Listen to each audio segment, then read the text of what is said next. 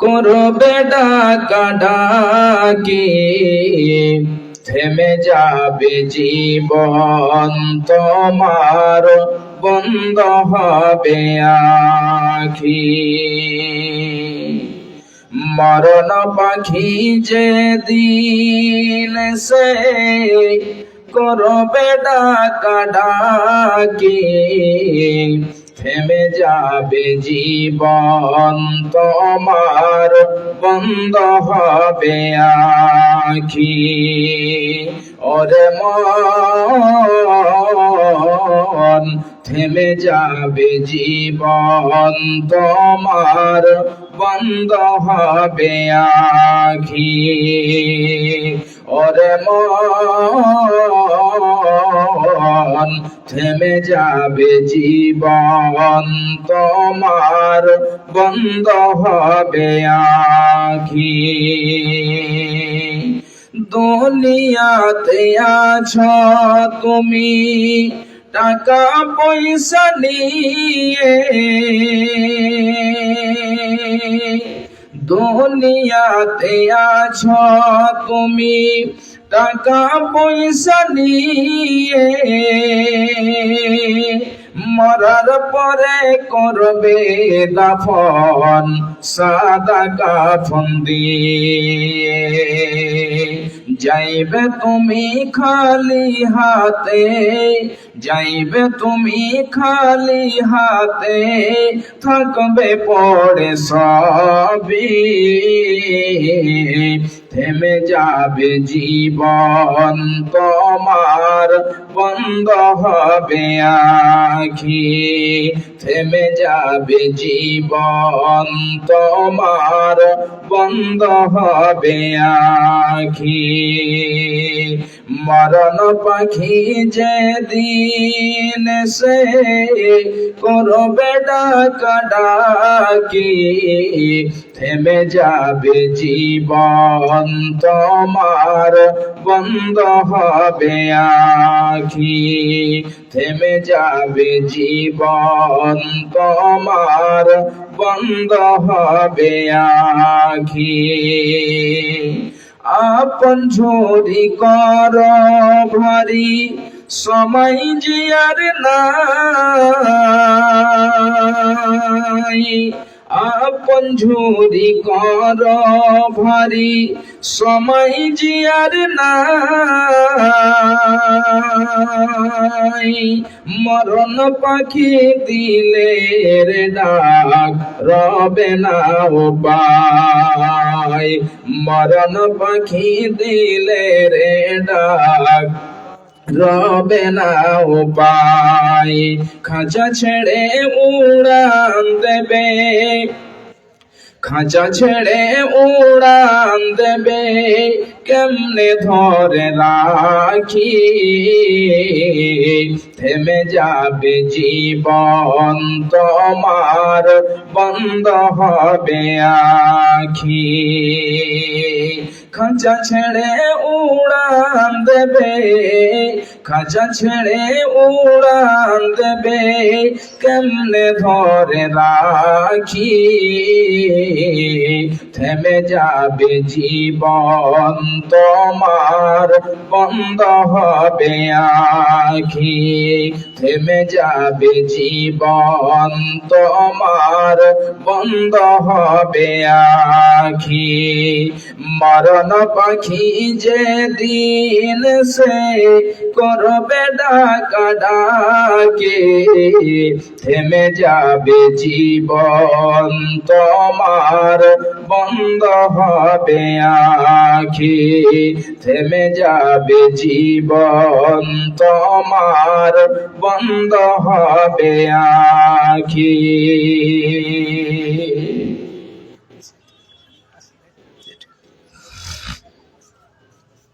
একটু ক্ষমা চেয়ে নিচ্ছি আপনাদের কাছে। প্রিয় অতিথি, আপনারা ডেকেছেন আমাদের এলাকার রাসাকোয়া এলাকার বিখ্যাত একজন সমাজসেবী জনাব শামসুল হক সাহেব, উনি এসছেন। ওনার কাছে আমরা অল্প কয়েক মিনিটের জন্য কিছু আমরা শুনে নেব। আসসালামু আলাইকুম। আজকে আমরা এই কামাত জালসায় এসেছি, আপনারা আমাদের ডেকেছেন, এর জন্য সকলকে ধন্যবাদ জানাই। আমরা এই জালসায় উদ্দেশ্য কি, যে আমরা ধরুন যে আমাদের যে ধর্মের আলাপ আলোচনা ওটাকে রিনিউয়াল করা, মুসলিমরা তার নিয়ম কানুন কীভাবে আগাবে, অনেক কিছু আমরা কিন্তু জালসায় এসে মানে জানতে পারি, অনেক কিছু জানতে পারি। আজ মাদ্রাসা জালসা, সাবুদ্দিন কাকাও কিছুক্ষণ আগে বললেন যে মাদ্রাসার উদ্দেশ্য হচ্ছে শিক্ষা, ইসলামিক শিক্ষা আমাদের মূল স্তম্ভ, তার সঙ্গে আমাদের দুনিয়াদারি যা শিক্ষা আছে সেটা অর্জন করে আমরা কিভাবে আগাবো এই পথ কিন্তু আমাদের মাদ্রাসা দেখায়। আমরা সবাই জানি যে মাদ্রাসা বহু পুরাতন, আজকে না সেই 1400 বছর ধরেই মাদ্রাসা শিক্ষা চলে আসছে পৃথিবীতে। আর আমাদের দেশেও যখন এই প্রাইমারি স্কুল ছিল না বেশি বেশি করে, কিন্তু মাদ্রাসা অনেক জায়গায় ছিল। আমি বিহারের কিষানগঞ্জে দেখেছি যে শিডিউল কাস্ট শিডিউল ট্রাইবের ছেলেরাও মাস্টার করছে এসএসসি করে, উর্দুতে পাস করে। তো আমাদের মূল উদ্দেশ্য যে আমরা মুসলমান, আর মুসলমান কথাটার অর্থই আপনারা জানেন যে মুসলসাল ইমান, আর আমরা আমাদের ইমানকে রক্ষা করে দিনের কাজ যা যতটা পারি করতে হবে। আর মাদ্রাসায় প্রথমে আমাদের ইসলামিক শিক্ষাটা লাভ করে যেন আমাদের ছেলে মেয়েগুলো আগামী দিনে, আমি মৌলানা সাহেবদের অনুরোধ করব, কম্পিউটার সায়েন্স, জিওগ্রাফি, ম্যাথ প্রতিটা সাবজেক্টে পারদর্শী হয় তার ব্যবস্থা আপনারা করবেন। আমাদের পাশেই ধরেন কান্তিপাড় বুরিহান মাদ্রাসা, মাদানী সাহেবের, আমাদের কান্তিপাড় মাদ্রাসা, অনেক মাদ্রাসা আছে যেগুলোতে আধুনিক শিক্ষার সঙ্গে তাল মিলিয়ে চলছে। আমাদের পাড়ায় একজন মুফতি সাহেব আছেন, ইয়ং ছেলে, উনি এবার বিহারে এসএসসি দিয়ে হাই স্কুলের মাস্টার হলেন, উচ্চ মাধ্যমিক স্কুলে। মাথায় রাখতে হবে যে মাদ্রাসার ছেলেগুলো যেভাবে পরিশ্রম করে, ওদের যদি আমরা একটু সিলেবাসটা পরিবর্তন করে আমাদের ধার্মিক শিক্ষার সঙ্গে সামাজিক শিক্ষা দিই তাহলে খুবই ভালো। আমি বেশিক্ষণ বলবো না, দুই একটা কথা বলবো। আমরা একটা কথা আপনারা সবাই মনে রাখবেন যে আমাদের আগাতে হবে, আমরা পিছিয়ে আছি। আমরা এমন একটা সম্প্রদায় 800 বছর ভারতবর্ষে রাজত্ব করেছি, আর আজকে আমরা পিছিয়ে পড়া একটা জাতি। এই পিছিয়ে পড়ার তকমা যেন আমাদের না থাকে, এইটুকু সকলকে অনুরোধ করব। আমরা বলছি, আমি আরও জলসায় বলেছি যে আমাদের যারা গার্জেন আছে, আমরা কিন্তু রাত্রের বেলায় চায়ের দোকানে বসে থাকি, সন্ধ্যা 6টায় বসি, 12টায় বাড়ি যাই।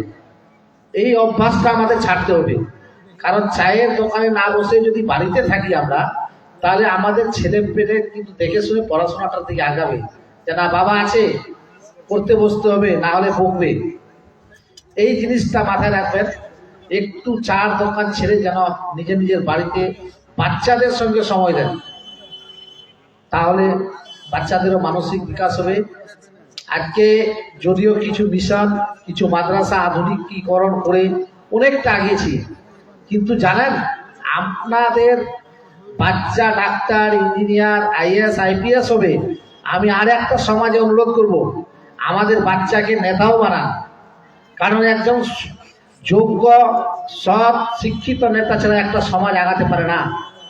ওই জন্য বলবো যে হয়তো মানুষে নানান রকম বলবে, এই জালসার কথা বলছি, আমি সাবুদ্দিন কাকা কিন্তু প্রতিটা জালসায় যাই যতটা পারি, আর আমার জলসা কলকাতা গেলেই মিক্স হয়, না হলে হয় না। তো কিছু লোক সমালোচনা করছে নেতা, যে একজন ভাটিয়া আর একজন বাঙাল এক হয়ে গেছে, এখন ঘুরে বেড়াচ্ছে। বলার উদ্দেশ্য কি, আমরা কি এক হব না? আপনারা, আমি, ভাটিয়া ও বাঙাল, ও শিয়া ও সুন্নি, এই গল্প ছেড়ে বলেন যে আমরা সবাই মুসলিম। আপনাকে, আমাকে, শেখ শামসুলকে যদি কেউ মারে তো আমাকে জিজ্ঞেস করবে না তুমি বাঙাল না ভাটিয়া, আগে মারবে। এইটুকু মাথায় রাখেন। আমাদের বিরুদ্ধে ষড়যন্ত্র চলছে পুরা পৃথিবীতে, শুধু ভারতবর্ষে না। উত্তরপ্রদেশে সম্বলে যেভাবে মারলো, অন্যায়ভাবে বুকে গুলি মেরেছে। কোনো আন্দোলন করলে মানুষের বুকে গুলি মারা যায় না, পায়ে মারতে হয়।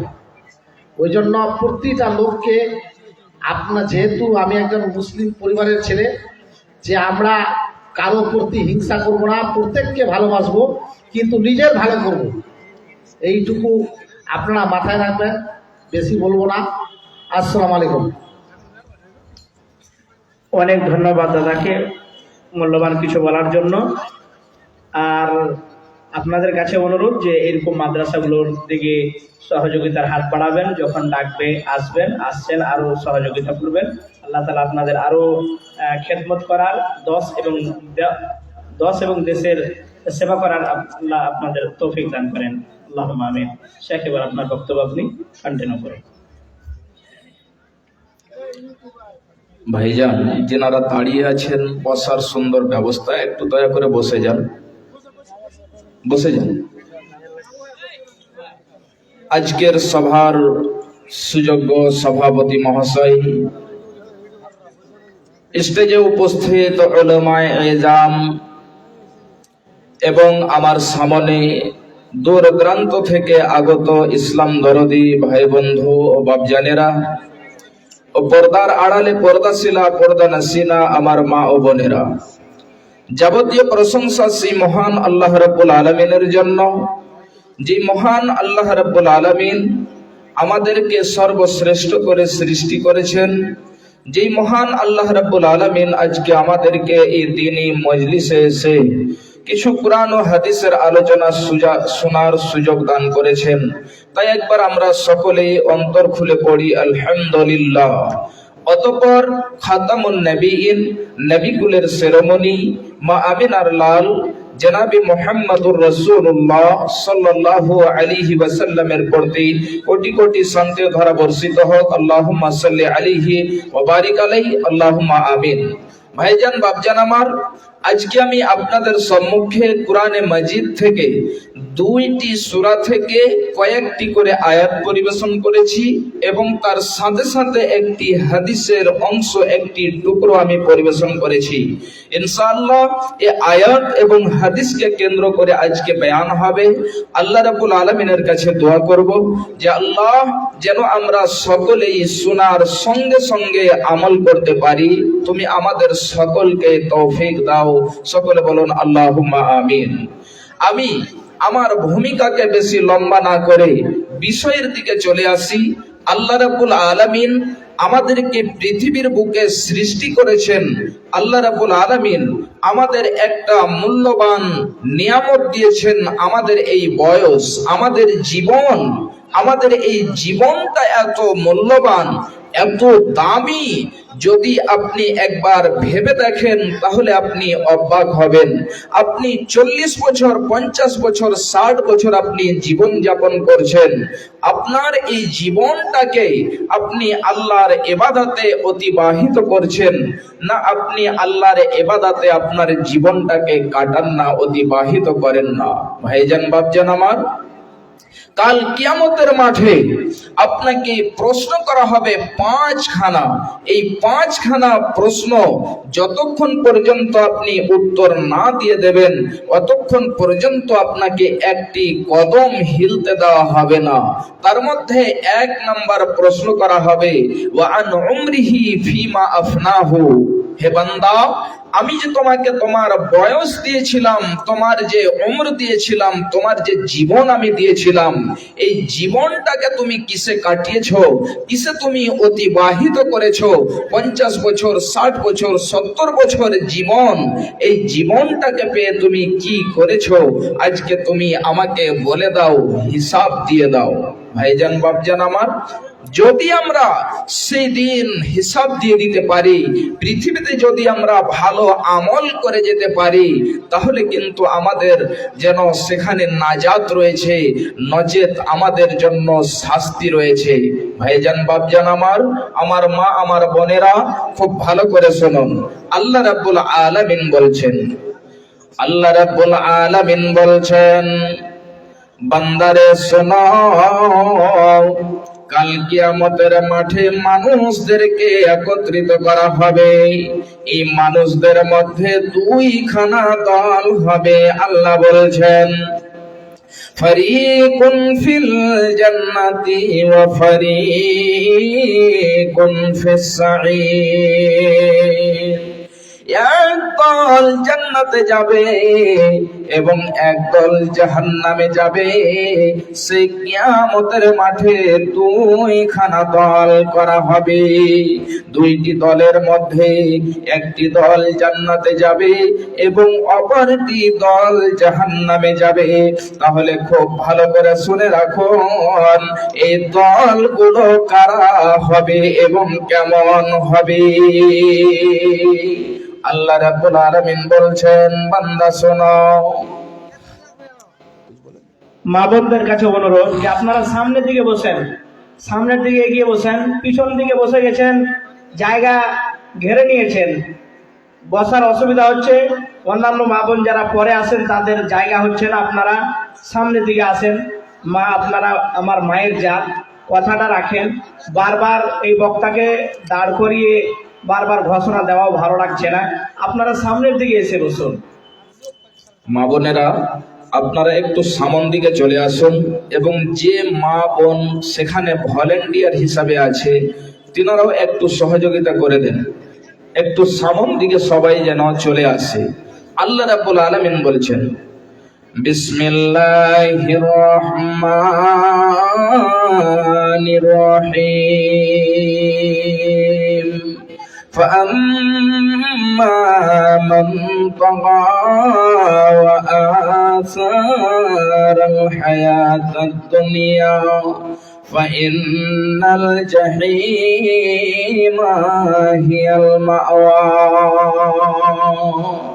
খুব ভালো করে শুনুন, আল্লাহ রাব্বুল আলামিন বলছেন, বান্দারে শোনো, যেই ব্যক্তি যেন সেই আল্লাহর সীমাকে লঙ্ঘন করবে, আল্লাহর যে হদ রয়েছে, হদ যে পার করে যাবে, আল্লাহর যে সীমাকে পার করে যাবে, এই সমস্ত সীমা লঙ্ঘনকারী এবং যারা এই পৃথিবীর জীবনকে প্রাধান্য দেবে, যারা এই পৃথিবীর জীবনটাকে তারজিহ দেবে, আল্লাহ রাব্বুল আলামিন বলছেন, বান্দারে শোনো, ফাইন্নাল জাহিমা হিয়াল মাওয়া। এই সমস্ত লোকের ঠিকানা জাহান্নাম হবে, এদেরকে জাহান্নাম যেতে হবে। তাহলে যারা এই সার্কাস হবে, যারা সীমা লঙ্ঘনকারী হবে, আল্লাহ রাব্বুল আলামিন বলেছেন, বান্দা তুমি নামাজ পড়ো, নামাজ কায়েম করো। আমরা যদি নামাজ না কায়েম করি, আল্লাহ রাব্বুল আলামিন বলেছেন যে তোমরা রোজা পালন করো। যদি আমরা সেই রোজা, সেই সিয়ামকে যদি ত্যাগ করে দিই, আমাদের ইচ্ছা যেটা হচ্ছে আমরা সেটাই যদি করি, তাহলে আমরা সীমা লঙ্ঘনকারী হলাম। আল্লাহ যে সীমা বেঁধে দিয়েছে, এই সীমা যেন আমরা পার করে গেলাম। তাহলে এই সীমা লঙ্ঘনকারী এবং যারা পৃথিবীর জীবনকে প্রাধান্য দেবে, এই সমস্ত লোকদের ঠিকানা জাহান্নাম হবে। ভাই আমার, আমার মা, আমার বোনেরা, খুব ভালো করে শুনুন, খুবই যেন গুরুত্বপূর্ণ বিষয়। যদি আপনি এই বিষয় শুনে, এই আলোচনা শুনে আমল যদি করতে পারেন, আমরা যদি আমল করতে পারি, তাহলে আমাদের আখিরাতে যেন কামিয়াব, আমরা নাজাত পেয়ে যাব, আমরা আখিরাতে কামিয়াব হয়ে যাব। ভাইজান, বাপজান আমার, তাহলে একবার বলুন তো যে আমরা জীবন, এই পৃথিবীর জীবনটাকে কতটা যেন প্রাধান্য দিচ্ছি। আজ থেকে নিয়ে একদিন একদিন 2 দিন আগে পর্যন্ত আপনি স্মরণ করেন, দিনে রাত্রিতে 5 ওয়াক্ত নামাজ গেল, দিনে রাত্রিতে 2 দিন আগে থেকে নিয়ে যদি আপনি এইভাবে চিন্তা ভাবনা করেন, 1 ওয়াক্ত নামাজ ছেড়ে দিলেন, 2য় ওয়াক্ত নামাজ ছেড়ে দিলেন, এই মতো করতে করতে আপনার জীবনে কত যেন নামাজ ছুটে গেছে। আপনি বলুন তো, আল্লাহ রাব্বুল আলামিন যে এতগুলো নিয়ামত দিয়েছেন, আপনার খাবার ব্যবস্থা করে দিয়েছে, আপনার সমস্ত নিয়ামত আল্লাহ রাব্বুল আলামিন দিয়েছেন, তাহলে এই নিয়ামত পেয়ে যদি আল্লাহর ইবাদতে আমাদের জীবনটাকে অতিবাহিত না করতে পারি, যদি আমরা আমাদের জীবনটাকে আল্লাহর পথে কাটাতে না পারি, তাহলে আমাদের মতো হতভাগা আর যেন কেউ হতে পারে না। এই মতো করে নামাজ যেন ছেড়ে দিলাম, রোজা ছেড়ে দিলাম, আমাদের 1-2 বছর করতে করতে 40টা বছর কেটে গেল, 45টা বছর কেটে গেল, 50টা বছর কেটে গেল। সেই বুড়ি মা যেন বলছে, বেটা তুমি নামাজ আদায় করো, বেটা তুমি রোজা রাখো, তুমি নেক সালেহ আমল গুলো করো, বেটা তুমি মদ ত্যাগ করে দাও।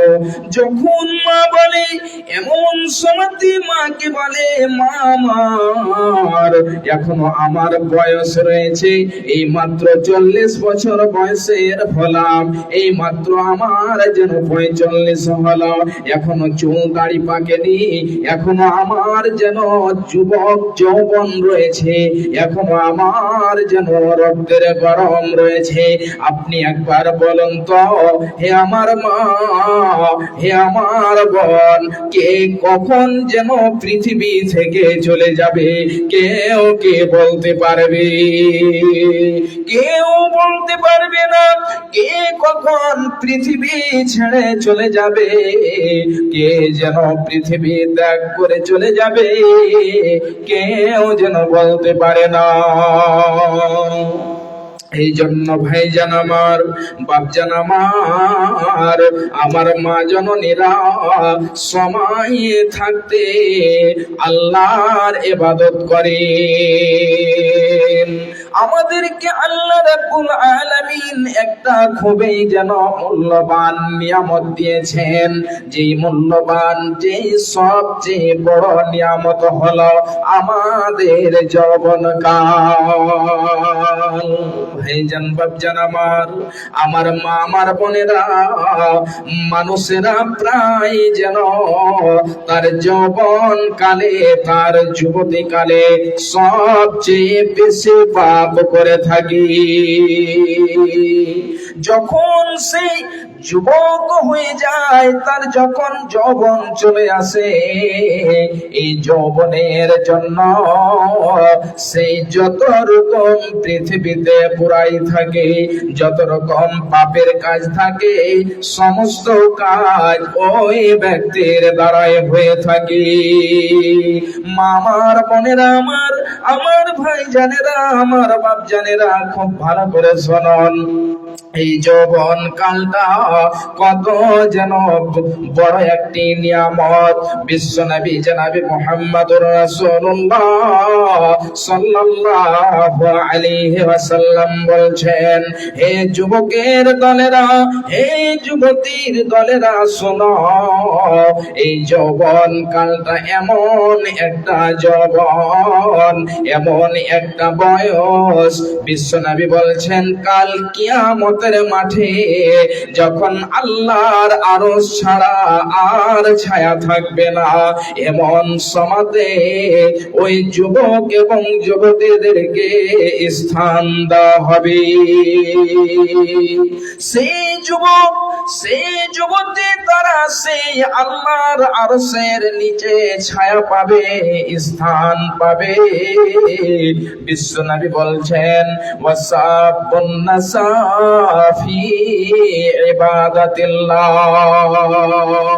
যারা তাদের যৌবন কালকে যারা তাদের যুবতী কালকে আল্লাহর ইবাদতে কাটাতে পারবে, অতিবাহিত করতে পারবে, এমন যুবক এমন যুবতীদেরকে আল্লাহ রাব্বুল আলামিন তার নিজের আরশের নিচে ছায়া দেবেন, স্থান দেবেন। হে যুবকের দলেরা, হে যুবতীরা, খুব ভালো করে শুনে রাখুন, আমার সে যৌবন কাল পার হয়ে গেল। একবার আপনি বলুন তো, নির্জনে আপনি বসে যাবেন গভীর রাত্রিতে, দিয়ে একবার চিন্তা ভাবনা করে দেখবেন যে আমার যৌবন কাল আমি কিসে কাটালাম। ভাইজান বাপজান আমার, এই যেন পৃথিবীর মোহে পড়ে গিয়ে, মহাব্বতে পড়ে গিয়ে, ভালোবাসায় পড়ে গিয়ে আমাদের সেই যৌবন কালকে নষ্ট করে দিলাম, আমরা যেন আখিরাতকে বলে ভুলে গেলাম। তোমরা রেখো গো স্মরণ, একদিন হবে যে মরণ। তোমরা রেখো গো স্মরণ, একদিন হবে যে মরণ। শয়তান তোমাদের শত্রু বটে বলে নিরঞ্জন। তোমরা রেখো গো স্মরণ, একদিন হবে যে মরণ। তোমরা রেখো গো স্মরণ, একদিন হবে যে মরণ। শয়তান তোমাদের শত্রু বটে বলে নিরঞ্জন। তোমরা রেখো গো স্মরণ, একদিন হবে যে মরণ। প্রথম নবী জান্নাতে ছিলেন, প্রথম নবী জান্নাতে ছিলেন, সঙ্গিনী হাওয়াকে পেলেন। চক্রান্ত করিয়া শয়তান খাওয়ালো গন্ধ। তোমরা রেখো গো স্মরণ, একদিন হবে যে মরণ। চক্রান্ত করিয়া শয়তান খাওয়ালো গন্ধ। তোমরা রেখো গো স্মরণ, একদিন হবে যে মরণ। ইব্রাহিম এক নবী ছিলেন, ইব্রাহিম এক নবী ছিলেন, কুরবানির আদেশ পেলেন। ইব্রাহিম এক নবী ছিলেন, কুরবানির আদেশ পেলেন। যাওয়ার পথে শয়তান ধোঁকা দেয়, শয়তান আরাফাতে যাওয়ার সময় ধোঁকা দেয় শয়তান। তোমরা রেখো গো স্মরণ, একদিন হবে যে মরণ। তোমরা রেখো গো স্মরণ, একদিন হবে যে মরণ। আরাফাতে হাজির হলেন, আরাফাতে হাজির হলেন, শয়তানকে পাথর মারলেন। ইসমাইলের পরিবর্তে দুম্বা হইল কুরবান। তোমরা রেখো গো স্মরণ, একদিন হবে যে মরণ। আরাফাতে হাজির হলেন, শয়তানকে পাথর মারলেন। ইসমাইলের পরিবর্তে দুম্বা হইল কুরবান। তোমরা রেখো গো স্মরণ, একদিন হবে যে মরণ। শয়তান তোমাদের শত্রু বটে বলে নিরঞ্জন। তোমরা রেখো গো স্মরণ, একদিন হবে যে মরণ। তোমরা রেখো গো স্মরণ, একদিন হবে যে মরণ। ভাইজান বাপজান আমার, তাহলে একবার বলুন তো যে আমাদের জীবনটাকে আমরা কোথায় যেন কাটালাম। এবারে চলে আসি আল্লাহ রাব্বুল আলামিন বলছেন বান্দারে শোনো, ইন্না জাহান্নামা কানাত মিরসাদা, অবশ্যই জাহান্নাম উট পেতে রয়েছে। জাহান্নাম উট পেতে রয়েছে, জাহান্নাম ঘাত রয়েছে। উট পাতার মানে হলো, যেমন ধরুন একজন তার শত্রুকে ধরার জন্য কোনো এক জায়গাতে লুকিয়ে বসে রয়েছে, যেমন তার শত্রু চলে আসবে এমন যেন চট করে সে শত্রুকে, সে দুশমনকে সেখান থেকে ধরে ফেলবে। এই ধরার জন্য সে যে উট পেতে রয়েছে, সে যে যেন তাক করে রয়েছে, ঠিক এটাকেই যেন উট পাতা বলা হয়। ঠিক ওই মতোই যখন জাহান্নামীরা জাহান্নামের সামন দিয়ে যাবে, জাহান্নামীদেরকে যখন মারতে মারতে হাঁকাতে হাঁকাতে নিয়ে যাওয়া হবে, ভাইজান আমার মা আমার বোনেরা, ওই সমাতে যেন জাহান্নাম তাদেরকে গ্রাস করে ফেলবে, জাহান্নাম তাদেরকে ধরে ফেলবে, জাহান্নাম তাদেরকে রেহাই দেবে না। ভাইজান বাপজান আমার, খুব ভালো করে শুনুন, এই জাহান্নামটা কত যেন ভয়ঙ্কর হবে। মা আমার বোনেরা আমার, একবার বলুন তো আপনি জাহান্নামকে নিয়ে কয়বার চিন্তা ভাবনা করেছেন? 50টা বছর কেটে গেল, 40টা বছর কেটে গেল, একবার যেন আপনি চিন্তা ভাবনা করতে পারলেন না। মামার বোনেরা আমার, খুব ভালো করে শুনুন, আল্লাহ রাব্বুল আলামিন বলছেন, ইন্না জাহান্নামা কানাত মিরসাদা, অবশ্যই জাহান্নাম উট পেতে রয়েছে, লিত্তাগিনা মাআবা, যারা সীমা লঙ্ঘনকারী, এই সীমা লঙ্ঘনকারীদের ঠিকানা সে জাহান্নাম হবে।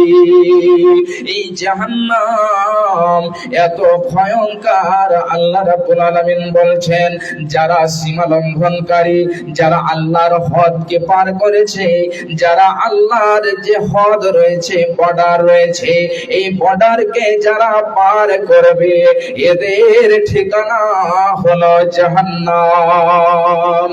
আল্লাহ রাব্বুল আলামিন বলছেন, বান্দারে শুনো, লিত্তাগিনা মাআবা লাবিসিনা ফিহা আহকাবা, এই জাহান্নামের মধ্যে তারা যুগ যুগ ধরে থেকে যাবে। জাহান্নামের মধ্যে যখন জাহান্নামীরা চলে যাবে, মামার বোনেরা আমার, ভাইজান আমার, খুব ভালো করে শুনুন, ওই জাহান্নামে তারা যুগ যুগ ধরে কাল কাল ধরে থাকবে। বিশ্বনবীর একটি হাদিস আপনাদেরকে আমি বলি, তাহলে খুব ভালো করে বুঝতে পারবেন, তাহলে সহজে বুঝে চলে আসবে। বিশ্বনবী জনাবে মুহাম্মদুর রাসূলুল্লাহ সাল্লাল্লাহু আলাইহি ওয়াসাল্লাম বলছেন, যখন জাহান্নামীরা জাহান্নামে চলে যাবে, যখন জান্নাতীরা জান্নাতে চলে যাবে, এমন সময়তে আল্লাহ রাব্বুল আলামিন বলবেন, হে আমার ফেরেশতার দল, এই যে মরণটাকে একটি ভেড়ার রূপ দিয়ে দেওয়া হবে, শাকল দিয়ে দেওয়া হবে, আর বলা হবে, এই যে নিয়ে যাও, জান্নাতীদেরকে বলে দাও যে আজকে মরণকে জবাই করে দেওয়া হলো, আর যেন মরণ হবে না। এবারে সেই ফেরেশতারা ওই ভেড়াটিকে, ওই জন্তুটিকে নিয়ে আসবে, এবং নিয়ে আসার পরে জান্নাতীদেরকে বলবে, হে জান্নাতীরা, এই যে দেখো, এই যে এটা হলো মরণ, আর এই মরণকে জবাই করে দেওয়া হলো, তোমাদের আর মরণ হবে না। ঠিক ওই মতোই জাহান্নামের কাছে যাবে, জাহান্নামীদেরকে বলবে, হে জাহান্নামীরা, এই যে দেখো এটা হলো মরণ, এই মরণটিকে জবাই করে দেওয়া হলো, আর তোমাদের মরণ হবে না। জান্নাতীরা জান্নাতে থেকে যাবে, জাহান্নামীদের জাহান্নামে থাকবে। ভাইজান, অনেক লম্বা বিষয় রয়েছে। জাহান্নাম থেকে কিছু লোক বের হবে, এটা বিষয় অনেক লম্বা, আমি সেদিকে যাচ্ছি না। তাহলে মেন উদ্দেশ্য হলো যে আর কাউরির মরণ হবে না। ভাইজান বাপজান আমার, জাহান্নামের মধ্যে তাদেরকে যুগ যুগ ধরে থাকতে হবে, কাল কাল ধরে থাকতে হবে। মামার বোন আমার, এ আমার বাপজানেরা, এ আমার ভাইরা, এই জাহান্নামটা কত যেন কঠিন হবে। সেই দিন এই মা, যেই মা আপনাকে 10 মাস 10 দিন ধরে পেটে ধারণ করেছে, যেই মা আপনাকে 2 বছর ধরে দুধ পান করিয়েছে, এই মা আপনাকে যেন সেদিন জাহান্নাম থেকে বাঁচাতে পারবে না। সেই দিন মা যেন চলে যাবে, মা পালিয়ে যাবে, ভাই পালিয়ে যাবে, পিতা পালিয়ে যাবে, ছেলে পালিয়ে যাবে। মায়ের কাছে এসে বলবে, মা একখানা নেকি দাও, তোমার তো কয়েকখানা নেকি বেশি রয়েছে, আমার একটি নেকি হলে আমি জান্নাতে চলে যাব। সেদিন যেন মা আপনাকে নেকি দেবে না। আজকে পৃথিবীতে এই মা সন্তানকে কত ভালোবাসে, কত যেন সেবা যত্ন করে, আদর করে ওই ছেলেকে লালন পালন করে তোলে। মাগো কেন যে বান্ধাছ, মাগো কেন যে বান্ধাছ মায়াতে ভুলিয়া রে, তুই মা জননী হীরার খনির চেয়েও অমূল্য ধন জানি। মাগো কেন যে বান্ধাছ এই ডরে মায়াতে ভুলিয়া রে, তুই মা জননী হীরার খনির চেয়েও অমূল্য ধন জানি, তুই মা জননী হীরার খনির চেয়েও অমূল্য ধন জানি। তোর ছায়াতে বসলে মা গো পাই খুঁজে আসানি রে, তুই মা জননী হীরার খনির চেয়েও অমূল্য ধন জানি, তুই মা জননী হীরার খনির চেয়েও অমূল্য ধন জানি। এপারেও শান্তি মা গো, এপারেও শান্তি মা গো, ও পারে ও মুক্তি, ও মা মুক্তি। এপারেও শান্তি মা গো, ও পারে ও মুক্তি, ও মা মুক্তি। সকল ব্যথা ভোলাই রে মা, তোর মুখে রই না বাণী রে, তুই মা জননী হীরার খনির চেয়েও অমূল্য ধন জানি, তুই মা জননী হীরার খনির চেয়েও অমূল্য ধন জানি। মাগো মাগো কেন যে বান্ধাছ, মাগো কেন যে বান্ধাছ এই ডরে মায়াতে ভুলিয়া রে, তুই মা জননী হীরার খনির চেয়েও অমূল্য ধন জানি। তুই গেলে মা আমিও যাব, তুই গেলে মা আমিও যাব, ও মা একা কেমনে রইব, ও মা একা কেমনে রইব। এই কথাটি ভাবতে গেলে মাগো, এই কথাটি ভাবতে গেলে চোখে আসে পানি রে। তুই মা জননী হীরার খনির চেয়েও অমূল্য ধন জানি। তুই মা জননী হীরার খনির চেয়েও অমূল্য ধন জানি। তুই গেলে মা আমিও যাব, তুই গেলে মা আমিও যাব, ও মা একা কেমনে রইব, ও মা একা কেমনে রইব। এই কথাটি ভাবতে গেলে মাগো, এই কথাটি ভাবতে গেলে চোখে আসে পানি রে। তুই মা জননী হীরার খনির চেয়েও অমূল্য ধন জানি। তুই মা জননী হীরার খনির চেয়েও অমূল্য ধন জানি। ভাইজান, সেই কিয়ামতের দিন এত কঠিন হবে, এত ভয়ঙ্কর হবে, সেই দিন মা আপনাকে বাঁচাতে পারবে না। মা চলে যাবে, পিতা চলে যাবে, ছেলে চলে যাবে। যেই ছেলেকে আপনি এত কষ্ট করে লালন পালন করেছেন, সেই ছেলে আপনার থেকে পালিয়ে যাবে, কেউ বাঁচাতে পারবে না। ভাইজান, বাপজান আমার, আখিরাতকে যদি আপনি ভালো করতে চান তাহলে কোরআন ও হাদিসের উপরে আমল করতে হবে। যদি আমরা আখিরাতে কামিয়াবি হাসিল করতে চাই তাহলে আমাদেরকে কোরআন ও হাদিসের প্রতি আমল করতে হবে। তার পূর্বে যদি আমরা শিক্ষা অর্জন করতে পারি তাহলেই তার উপরে আমল হবে। যদি আমরা না জানি তাহলে আর কি শিখবো? ভাইজান, বাপজান আমার, আমার মা, আমার বোনেরা, এই মাদ্রাসার মতন জায়গাতে, এই মাদ্রাসার মতো স্থানে, প্রতিষ্ঠানে এখানে কোরআন ও হাদিসের শিক্ষা দেওয়া হয়, আলোচনা করা হয়। আলেম ওলামা তিনারা যেন মেহনত করে শিক্ষা দেন ছোট ছোট ছেলে মেয়েদেরকে। ভাইজান, বাপজান আমার, তাহলে আমাদেরকে এই মতো প্রতিষ্ঠান চালাতে হবে। আর যদি আমরা এই প্রতিষ্ঠানকে চালাতে পারি আল্লাহর ওয়াস্তে, তাহলে ইনশাআল্লাহ এটা একটা সাদকায়ে জারিয়া হবে। সাদকায়ে জারিয়া অনেকগুলো কাজ সেখানে বয়ান করা হয়েছে। এর মধ্যে যদি আপনি এই মাদ্রাসাকে চালাতে পারেন ইনশাআল্লাহ, তাহলে এটাও একটা সাদকায়ে জারিয়া হবে।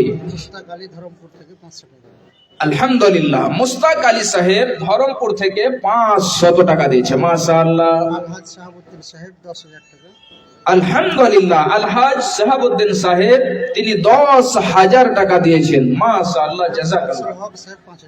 জনাব শামসুল হক সাহেব তিনি 5,000 টাকা দিয়েছেন। মাওলা, দেখো তোমার বান্দাদেরকে, একজন 10,000 টাকা এবং একজন 5,000 টাকা দিয়েছে। আল্লাহ, তোমার নবীর মাদ্রাসাতে আল্লাহ তুমি তার দানকে কবুল করে নাও। আল্লাহ, তুমি তার উদ্দেশ্যকে পূরণ করে দাও।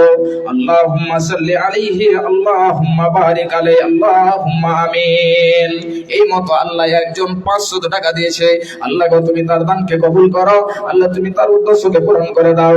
আমিন, আল্লাহুম্মা আমিন। ভাইজান, বাপজান আমার এবং মা আমার, বোনেরা আমার, এই আপনাদের দিকে চাদর যাচ্ছে, আপনারা সেই চাদরের মধ্যে দেবেন।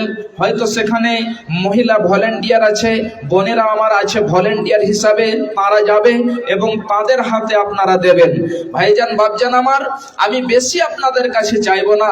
একটা জন কোনো বাপজান আমার এই মাদ্রাসাকে ভালোবেসে, কোরআন ও হাদিসের যেখানে শিক্ষা হয়, এই মাদ্রাসাকে ভালোবেসে একটা জন 5,000 টাকা দেনেওয়ালা আল্লাহর ওয়াস্তে এই মাদ্রাসাকে যেন চালানোর জন্য সাদকায়ে জারিয়া হিসেবে একটা জন আসুন 5,000 টাকা দেনেওয়ালা। ভাইজান, মালধন সম্পদ আমাদের থেকে যাবে আর আমরা খালি হাতে চলে যাব। একটা জন 5,000 টাকা দেনেওয়ালা আসুন ইনশাআল্লাহ। এখানে অনেক ভাই বাপজান আমার আছেন যিনারা 5,000 নয়, যদি 30-40 হাজার টাকা দেন তবুও দিতে পারবেন ইনশাআল্লাহ, এমনও আছেন। তাহলে আমি বেশি চাইনি, আমার আরো যেন পরে বক্তা আছে ওনার হাতেও আপনারা কিছু দেবেন। একজন আসুন আল্লাহর বান্দা 5,000 টাকা। ভাইজান বাপজান আমার, আজকে আমাদের যেন অনেক জনের আত্মীয় স্বজন কবরবাসী হয়ে গেছে, পিতা কবরবাসী হয়েছে, মা কবরবাসী হয়ে গেছে, ছেলে কবরবাসী হয়ে গেছে। ভাইজান বাপজান আমার, একজন সাহাবিয়া আল্লাহর নবীকে জিজ্ঞাসা করেছে, আল্লাহর নবী আমার মা মারা গিয়েছে, যদি আমার মা কথা বলতে পারতেন তাহলে আমার মা অবশ্যই সাদকা দেওয়ার কথা বলতেন, কিন্তু আমার মা আল্লাহর রাসূল হঠাৎ করে মারা গিয়েছেন, যদি আমার মায়ের তরফ থেকে আমি যদি কিছু দান করি তাহলে কি সেটা নেকি